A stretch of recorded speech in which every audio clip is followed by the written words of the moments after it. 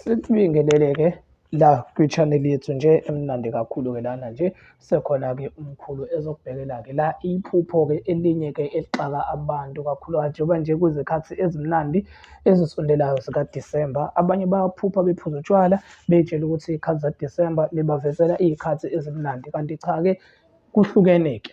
Sizokubhekela-ke lana-ke ukuthi uma uphupha mhlambe-ke udakiwe, lokho kusuke kusho ukuthi uzoba nezinkinga ozobhekana nazo noma lisuke likutshela ngesimo okusona ukuthi khona inkinga obhekene nayo. Ingaba une-stress ngezezimali, ingabe une-stress ngokwempilo, ingabe kukhona lento ekukhathazile noma ekukhathazayo empilweni yakho-ke.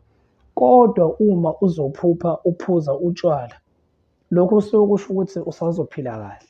Singakubiza ngenhlahla, kusuke kukhomba ukuthi impilo yakho ihamba kahle, yonke into yakho-ke i-right-ke.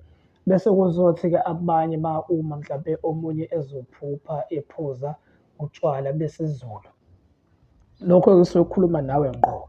Wena usuke uphuphile, kufanele uye ekhaya kusho ukuthi uyogayela ogogo nomkhulu, ubaphuzise nje bethole nabo-ke utshwala besiZulu, buluke ekhaya bejabule ukuze bekwazi nabo-ke ukukuvulela. Uma uzophupha-ke obesilungu, iphupho nje elingenembi lisuke lusho ukuthi izinto zakho zihamba kahle empilweni, ayikho inkinga obhekene nayo. Inkinga-ke iqala uma sebukudakwa-ke utshwala. Uma sewudakiwe-ke lokho kusuke sekusho ukuthi-ke unenkinga obhekene nayo ekufanele-ke uyixazulule-ke. Hashtag siyabonga, hashtag ukulandela amaphupho owaphuphayo-ke, lokho ukwenza impilo yakho uyiqonde ukuthi ihamba kanjani-ke.